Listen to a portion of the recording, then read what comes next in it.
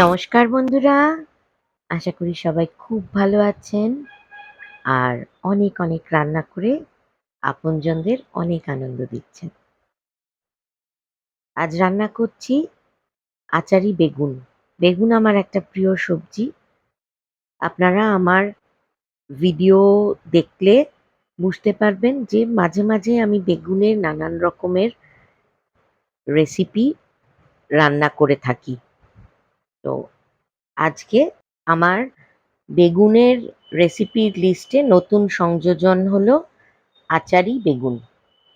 খুবই সুস্বাদু খেতে, রুটি দিয়ে, ভাত দিয়ে, পরোটা দিয়ে, লুচি দিয়ে সবকিছু দিয়েই খাওয়া যায়। খুব লোভনীয় একটি রেসিপি। চলুন তাহলে শুরু করি। কিভাবে রান্না করলাম সেই পদ্ধতি আপনাদেরকে শেখাই। বেশ বড় বড় করে 4টে বেগুন কেটে নিয়েছি।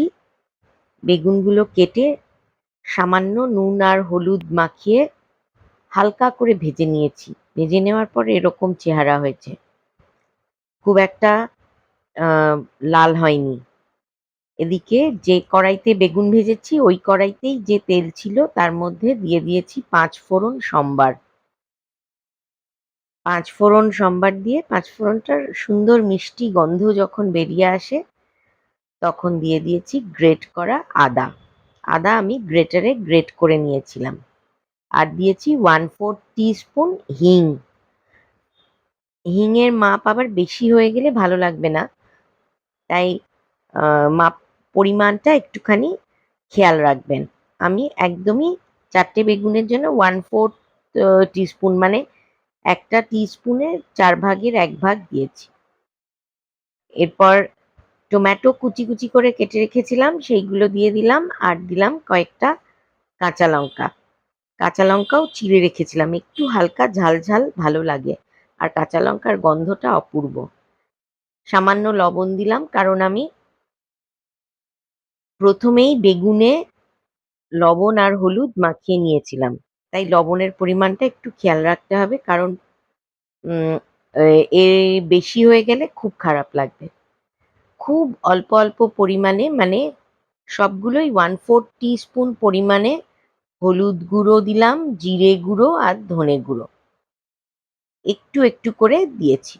একদম 1 টিস্পুনের 4 ভাগের 1 ভাগ, 1/4 টিস্পুন পরিমাণের হলুদ গুঁড়ো, জিরে গুঁড়ো, ধনে গুঁড়ো। এর বেশি একটুও দেওয়ার দরকার নেই। ভালো করে একটু নাড়িয়ে চাড়িয়ে একটু কষিয়ে নেব।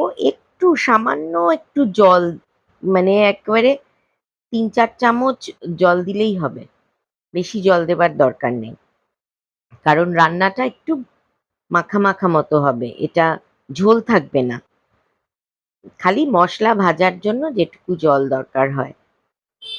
গুঁড়ো মশলা দিয়েছি। টমেটো থেকে যদিও জল বেরোবে, কারণ আমি টমেটোর দানা ফেলিনি। টমেটোর দানাগুলো সব রয়েছে।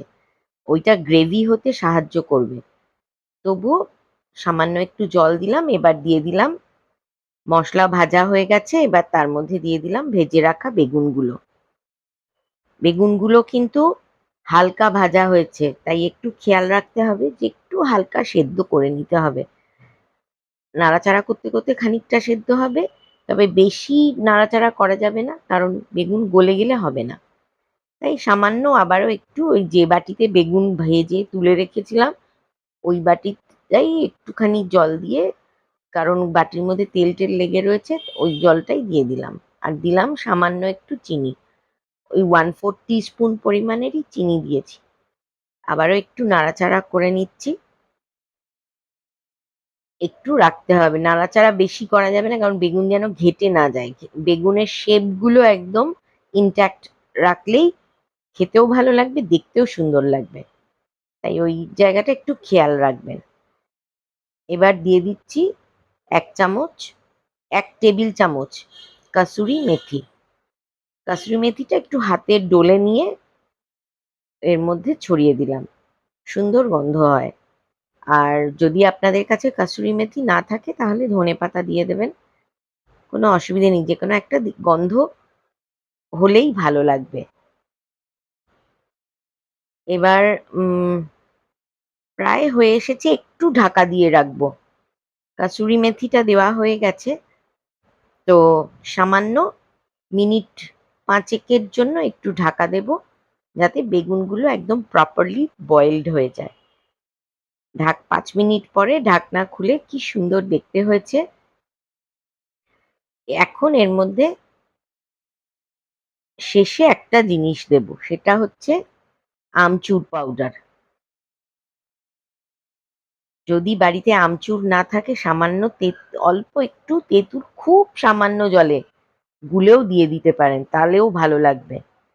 যাই হোক, আমি ড্রাই আমচুর পাউডার দিলাম। আমচুর তেঁতুল কিছুই না থাকলে একটু চাট মশলা দিয়ে দেবেন, তাহলে একটু টকটক ভাবটা আসবে। তবে চাট মশলা দিলে লবণের দিকটা একটু খেয়াল রাখবেন, কারণ চাট মশলায় লবণ থাকে। আর রান্নার সময় তাহলে লবণটা স্কিপ করবেন, সেটা একটু বুঝে নেবেন। যাই হোক, তৈরি হয়ে গেছে আমাদের অতি সুস্বাদু আচারি বেগুন। রুটি, পরোটা, ভাত, লুচি সবকিছু দিয়েই খেতে খুব ভালো লাগে। মাঝে মাঝে এরকম আচারি বেগুন রান্না করে রাত্রিবেলা রুটি দিয়ে কর্তাকে খাওয়াবেন, খুব খুশি হবে। বাচ্চারাও খুব ভালোবাসবে, কারণ একটু ট্যাঙ্গি ট্যাঙ্গি, একটু আহ, আহ, টকটক ভাব আছে তো, বাচ্চাদের এরকম ট্যাঙ্গি টেস্ট খুব ভালো লাগে। ভালো করে রান্না করবেন, ঠিক যেমন পদ্ধতি দেখালাম এরমভাবে 5 ফোড়ন দিয়ে আচারি বেগুন, খুবই ভালো লাগবে। রেসিপি পছন্দ হলে লাইক শেয়ার করতে ভুলবেন না। আমার সঙ্গে পুরো ভিডিওটা দেখার জন্য আপনাদের অনেক ধন্যবাদ। আর যারা আমার চ্যানেলে নতুন, এখনো আমার চ্যানেলটি সাবস্ক্রাইব করেননি, তাদের কাছে একান্ত অনুরোধ, প্লিজ একটু সাবস্ক্রাইব করে দিন।